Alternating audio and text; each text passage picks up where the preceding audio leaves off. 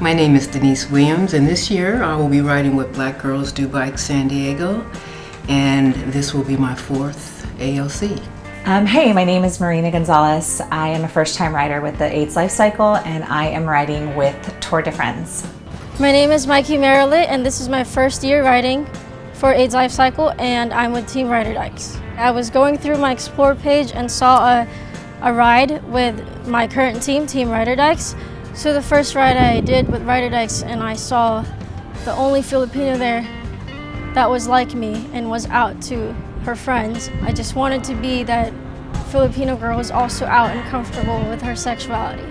And so joining this team has really done that for me. For many, many years I would say to myself, or I would notice that I would be the only woman of color out cycling, and that would bother me. So what we're doing now with Black Girls Do Bike is, making an opportunity for women to come together to cycle in a space that's safe just for them.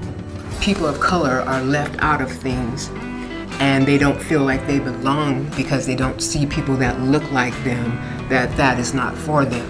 And that's been like one of my major drives when it comes to cycling. We have just as much reason to be at the table as anybody else. I'm riding for the Latin community this year and hopefully every year to come because my dad has lived with HIV for over 30 years, and as a Latin American woman, I want to ensure that stigma and prejudice and disparities within the Latin community are extinct, and that we end AIDS in the Latin community and in every community. It's one thing that I've also learned when it comes to HIV and my services in HIV. Representation is key because stigma is big, right? In communities of color, they're not talking about HIV/AIDS back then, and that was an issue because if you're not talking about it, then you're not doing anything about it.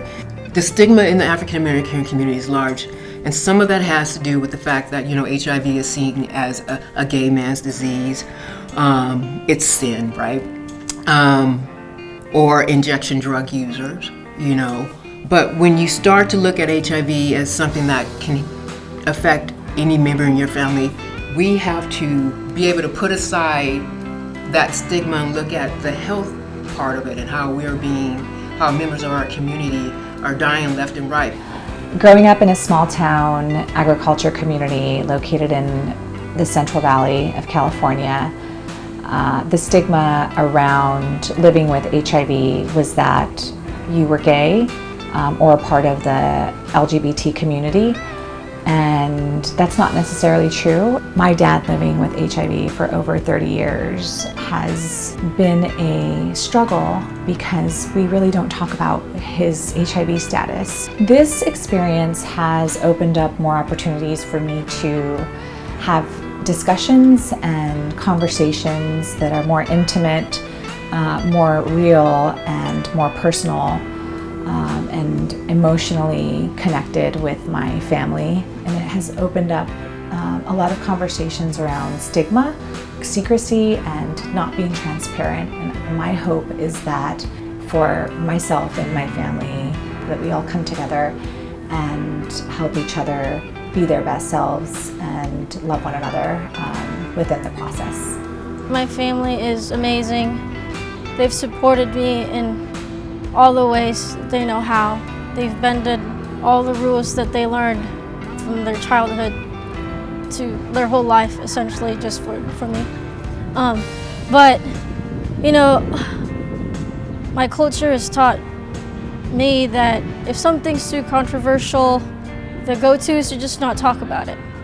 So something like my sexuality, for example, was something very controversial in my family. The general agreement was that it was okay to be gay, but just so long as I don't broadcast it to the world. I love my dad, but when I came out to him, he just looked so devastated. I remember him saying, my dream was to walk you down the aisle. So that's a stigma that we have to break, in the Philippines especially. You can't just be okay of being gay. You can be much more than that. You can have a whole family. Your dad can still walk you down the aisle. At the beginning I thought I was delirious because I was smiling and laughing and singing during the rain, but then I think I'm just having a good time. I was high on life.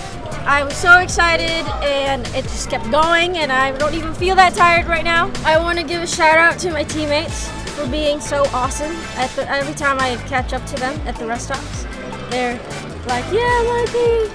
And so thank you guys for the encouragement.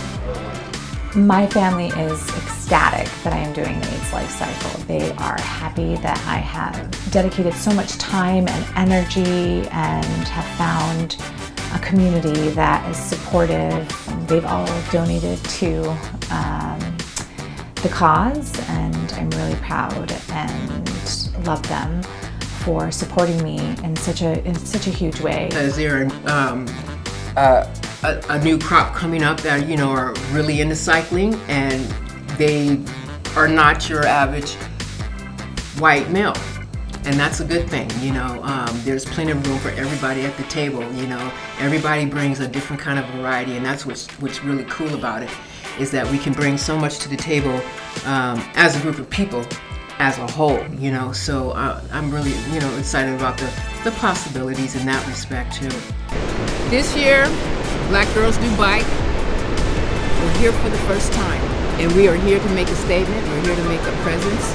Thank you for supporting us. Look us up, and we will be back. We'll be back stronger. Don't forget us, because we will be back. Black Girls Do Bike. Even though I've known for at least 3 years now that I am queer, this is the season of my life where I'm truly embracing that. And so as an Asian American, I just want everyone to know that you just have to take that first step, and that you can feel not just okay, you can feel really good about your life and your sexuality.